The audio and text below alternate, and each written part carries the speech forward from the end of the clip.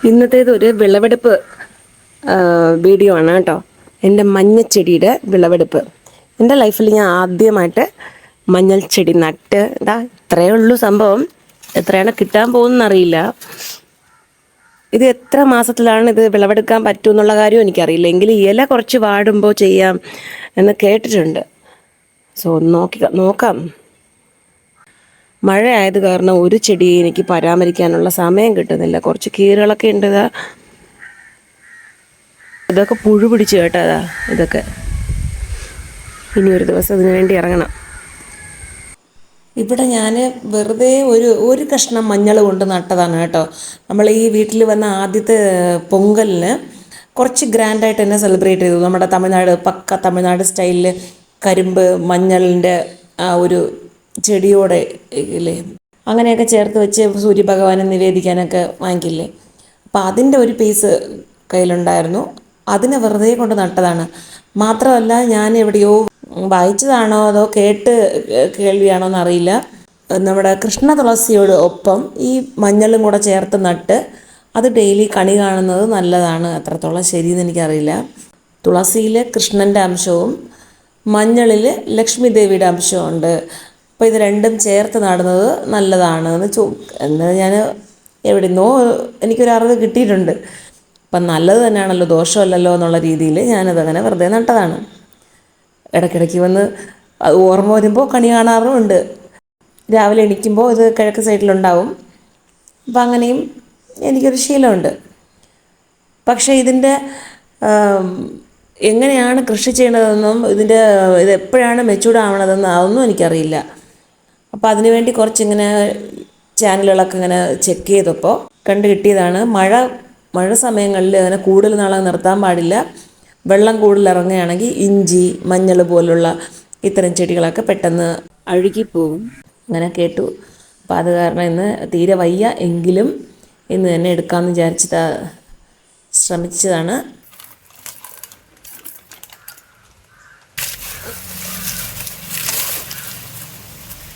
പൊട്ടിപ്പോകും.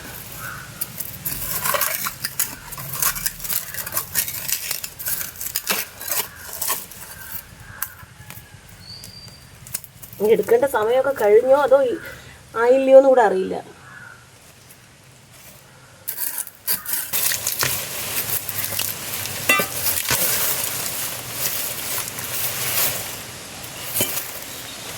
ഇതെന്തായാലും ഞാൻ എല്ലാത്തിനെയും മാറ്റിയിട്ട് ആദ്യം മുതൽ ഒന്നേലും നടണം. കുറച്ച് കൂടെ നടാം.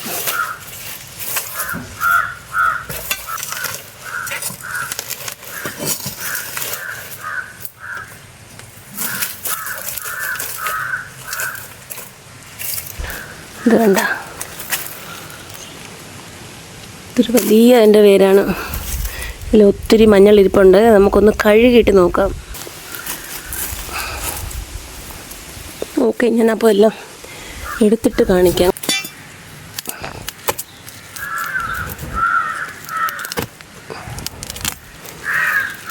നമുക്കിത് നടാൻ വേണമെങ്കിൽ നട്ട് കഴിഞ്ഞാൽ വീണ്ടും തിളർത്ത് വരും.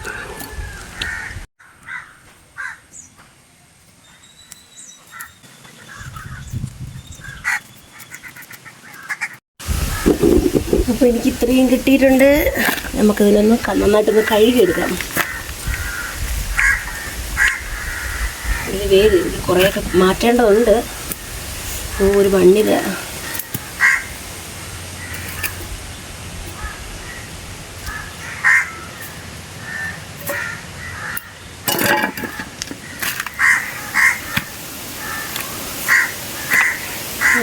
കഴുകിയെടുക്കാം. അവിടെ ഒരു ചെടിച്ചട്ടിയിൽ ഞാൻ കുറച്ച് നട്ടു വെച്ചിട്ടുണ്ടായിരുന്നു. അപ്പോൾ അതും ഇതുപോലെ കുറേ ഇതിൻ്റെ ഒരു കാൽഭാഗം കിട്ടിയിട്ടുണ്ട്. അതുകൊണ്ടൊന്ന് എടുക്കാൻ കാണിക്കാം.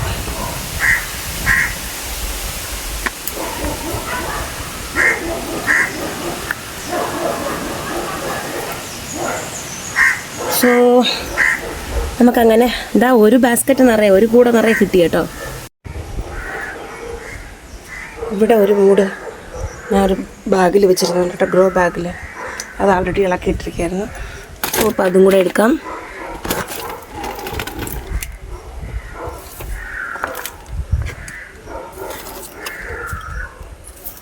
ഇതെല്ലാം ഒന്ന് കഴുകാം. വളരെ സന്തോഷമാണ്, കാരണം ലൈഫിൽ ആദ്യമായിട്ടാണ് ഞാനിങ്ങനെ മഞ്ഞൾ കൃഷി ചെയ്യണത്. വെറുതെ ഒരു 3 മഞ്ഞൾ കൊണ്ട് നട്ടതാണ് കേട്ടോ. ഇതിലൊരു മൂട്, ഇത് നമ്മുടെ ഇതില്ലേ അലോവേര, ഈ ആലോവേരയുടെ കൂടെ ഞാൻ ഒന്ന് നട്ടിരുന്നു, ഒരേ ഒരു കഷ്ണം. ഇത് ചെറുതായിട്ടൊരു പീസാണ് കേട്ടോ. ഇതുപോലൊരു പീസ് നട്ടതാണ്. അതിൽ നിന്നാണ് എനിക്ക് ഇത്രയും കിട്ടിയത്. അവിടെ വന്ന് ഒരു 3 നട്ടു. ഒന്ന് കഴുകാം.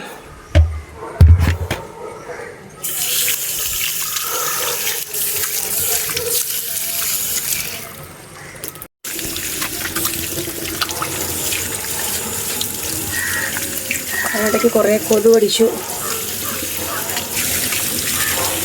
വേരൊക്കെ മാറ്റേണ്ടി വരും. അത് നമുക്കൊന്ന് കഴുകിയെടുക്കാം, എന്നിട്ട് പുഴുങ്ങണം. അത് കഴിഞ്ഞിട്ട് വെയിലത്തിട്ട് ഉണക്കണം. ഇതാണ് അതിൻ്റെ പ്രൊസീജിയർ. പിന്നെ നന്നായി ഉണങ്ങിയതിന് ശേഷം നമുക്ക് മില്ലിൽ കൊണ്ടുവച്ച് പൊടിക്കാം. ഇല്ല കുറച്ചൊക്കെ ആണെങ്കിൽ നമ്മൾ മിക്സിയിലിട്ട് തന്നെ പൊടിക്കാം. ഇതിപ്പോൾ എന്താണ് ചെയ്യാൻ പോകുന്നത് ഒരു ഐഡിയ ഇല്ല. മിക്സിയിലിട്ട് പൊടിക്കണം. അത് ഉണങ്ങി വരുമ്പോൾ തന്നെ നമുക്ക് അറിയാൻ പറ്റുമോ. ഇത് നമ്മളെ ബ്ലേഡൊക്കെ, മിക്സിയിലെ ബ്ലേഡൊക്കെ ചീത്തായി പോകും. പുറത്ത് കൊണ്ടുപോയി പൊടിക്കുന്നതിനാണ് നല്ലതെന്ന് തോന്നുന്നു. ബാസ്ക്കറ്റിലിട്ട് കഴുകുകയാണെങ്കിൽ വെള്ളം കൂടുതൽ ചിലവാകും. അത് കാരണം ഞാൻ ഇതെല്ലാം കൂടെ ബക്കറ്റിൻ്റെ അകത്താക്കി.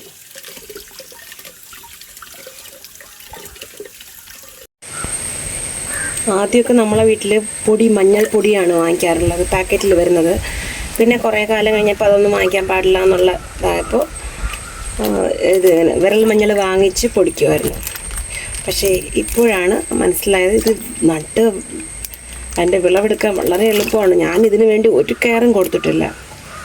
അപ്പോൾ ഇനി ഇങ്ങനെ ചെയ്ത് നോക്കട്ടെ.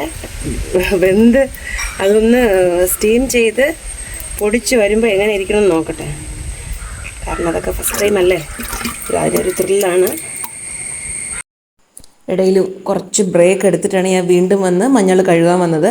ആ ബ്രേക്ക് എടുത്ത സമയത്ത് ഞാൻ കുറച്ച് വീഡിയോസൊക്കെ റെഫർ ചെയ്തത് എങ്ങനെയാണ് ക്ലീൻ ചെയ്യാമെന്ന്. അപ്പോൾ 2-3 മെത്തേഡ് പറഞ്ഞു. വേവിച്ചിട്ട് കട്ട് ചെയ്ത് ഉണക്കി പൊടിക്കുന്നത് അതൊരു മെത്തേഡ്, അത് കുറച്ച് അതിന് ലൈഫ് ഉണ്ടാവും ആ പൊടിക്ക്. മറ്റൊരു മെത്തേഡ് എന്താണെന്ന് വെച്ച് കഴിഞ്ഞാൽ കുറച്ച് മഞ്ഞൾ തന്നെയാണെങ്കിൽ നമുക്ക് ഡയറക്റ്റായിട്ട് കഴുകി നന്നായിട്ട് കട്ട് ചെയ്ത് ഉണക്കി പൊടിച്ചെടുക്കാം. അത് കൂടുതൽ നാളൊന്നും അങ്ങനെ നിൽക്കില്ല. പിന്നെ എൻ്റെ കയ്യിലുള്ള മഞ്ഞൾ ഇത്രയല്ലേ ഉള്ളൂ. അപ്പോൾ അത് കട്ട് ചെയ്ത് ഉണങ്ങി വരുമ്പോൾ വളരെ കുറവായിരിക്കും. അത് പിന്നെ പൊടിച്ച് വരുമ്പോൾ അതിനേക്കാളും കുറവായിരിക്കും. സോ ഞാൻ ഫസ്റ്റ് ഒന്നിങ്ങനെ ട്രൈ ചെയ്യാമെന്ന് പറഞ്ഞിട്ട് ഞാൻ വേവിക്കാനൊന്നും പോയില്ല. വെറുതെ ഇങ്ങനെ കട്ട് ചെയ്ത് ഉണക്കാൻ വേണ്ടിയുള്ള ശ്രമത്തിലാണ് ഞാൻ. ഇപ്പോൾ മഴക്കാലമാണെങ്കിലും എന്തോ ഭാഗ്യവശാൽ തുടർന്നൊരു 4 ദിവസം നല്ലതായിട്ട് വെയിൽ കിട്ടി.